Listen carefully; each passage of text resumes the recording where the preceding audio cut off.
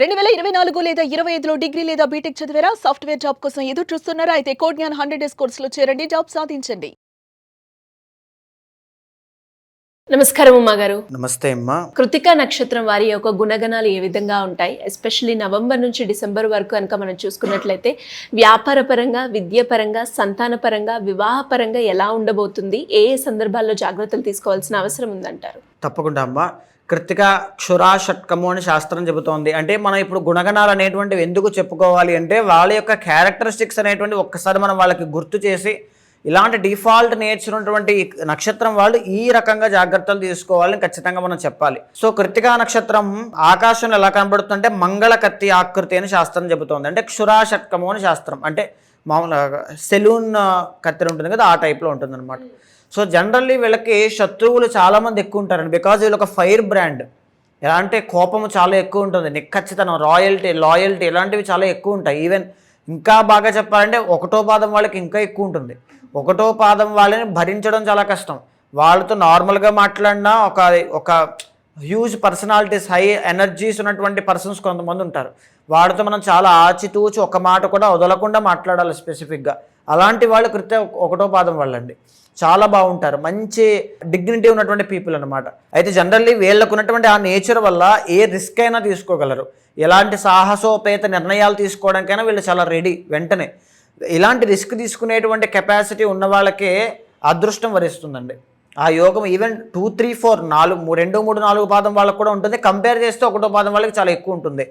ఒకటో పాదం వాళ్ళు 100% సివిల్స్ ఏదైనా ప్రిపేర్ అయినా, ఆ తర్వాత గవర్నమెంట్ జాబ్ కోసం ప్రిపేర్ అయిన police, army, soldiers, fire departments, electrical department, కుజుడు, competitive exams, sports persons. Virat Kohli ఆయన యొక్క జాతకంలో కూడా రవి కుజుల యొక్క కాంబినేషన్ ఉంటుందండి.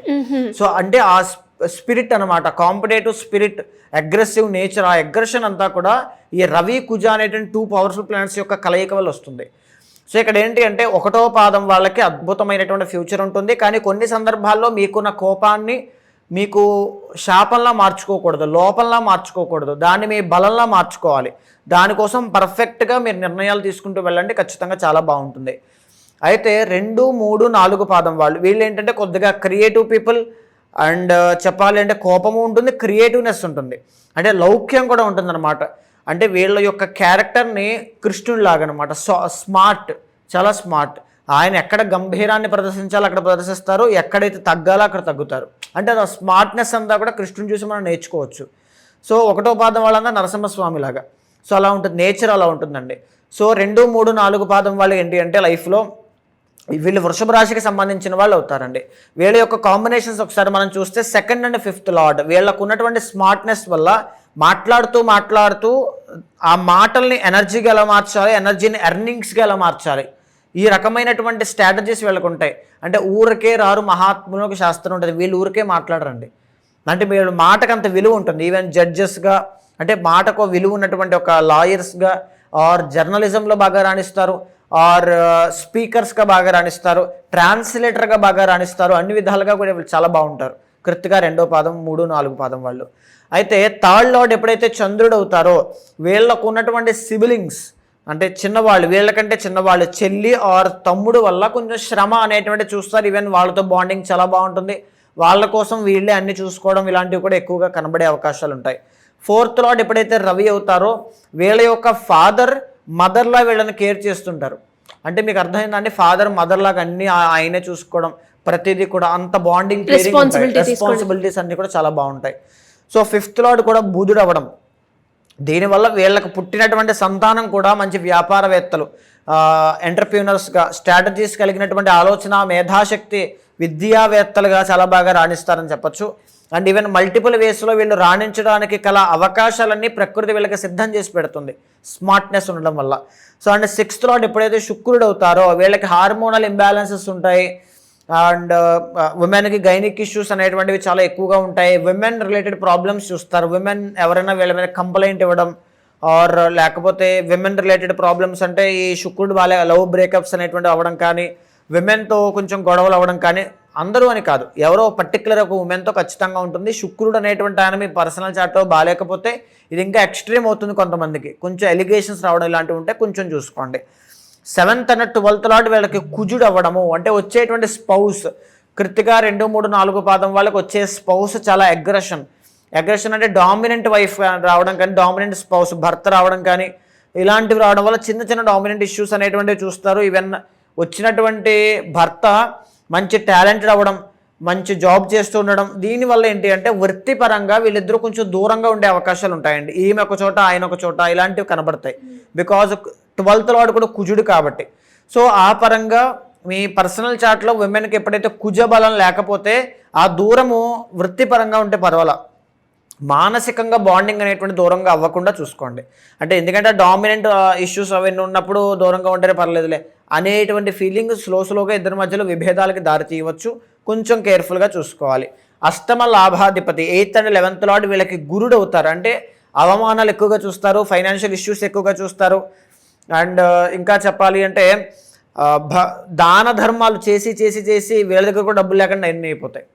అంటే మనీ అనేటువంటిది ఖర్చు పెట్టేటప్పుడు ఆచితూచి ఖర్చు పెట్టడం చాలా అవసరం. అప్పులు అనేటువంటివి మీ పేరు మీద లోన్స్, ఈఎంఐస్ ఇలాంటివి అసలు తీసుకోవద్దు.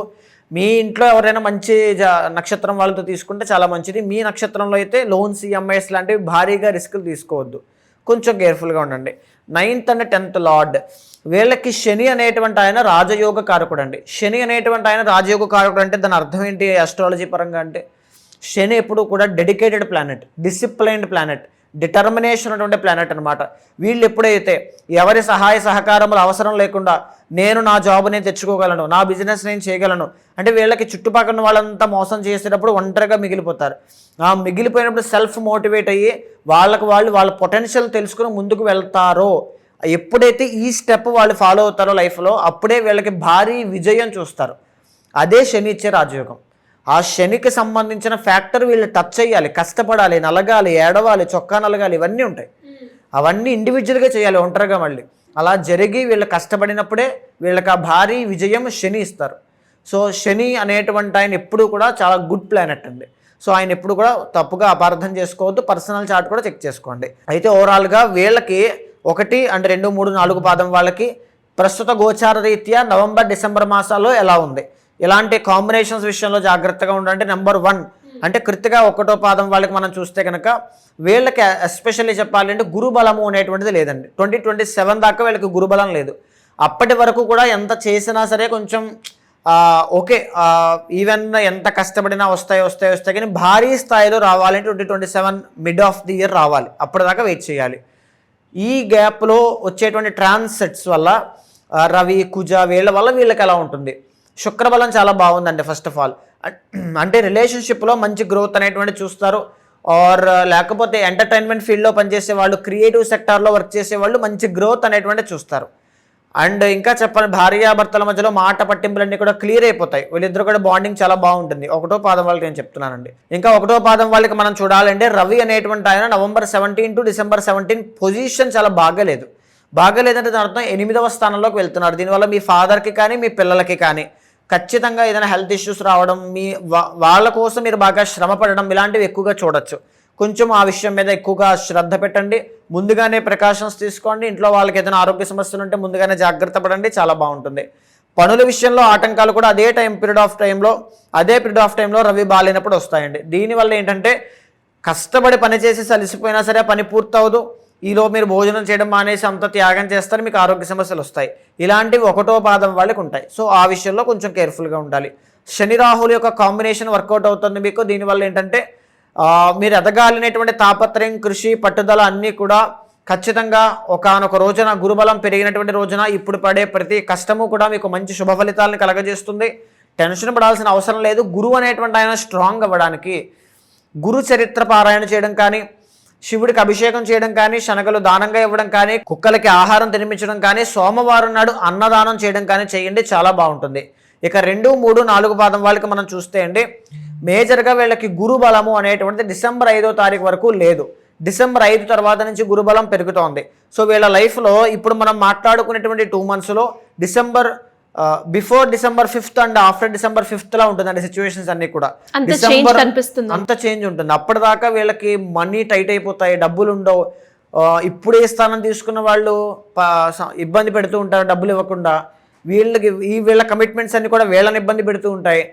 తర్వాత అవమానపడుతూ ఉంటారు, మాట పడుతూ ఉంటారు, వీళ్ళతో నేను మాట పడడం ఏంటి అనేటువంటి ఒక చికాకు పడుతూ ఉంటుంది.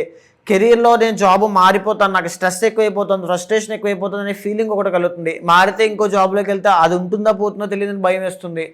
అంటే కంప్లీట్లీ ఒక అష్టదిగ్బంధనంలో ఉంటుందండి డిసెంబర్ 5th వరకు. డిసెంబర్ 5th దాటిన తర్వాత ఖచ్చితంగా వీళ్ళకి రావాల్సిన డబ్బులు వస్తాయి, మంచి గ్రోత్, పేరు, అన్ని పునర్వైభవం అంతా కూడా చూస్తారు, కంబ్యాక్ ఇస్తారు. ఖచ్చితంగా చాలా బాగుంటుంది.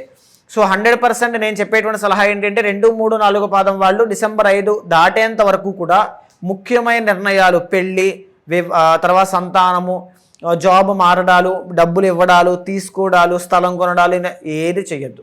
కామ్గా ఉండండి. ఇది ఒక ట్రాప్.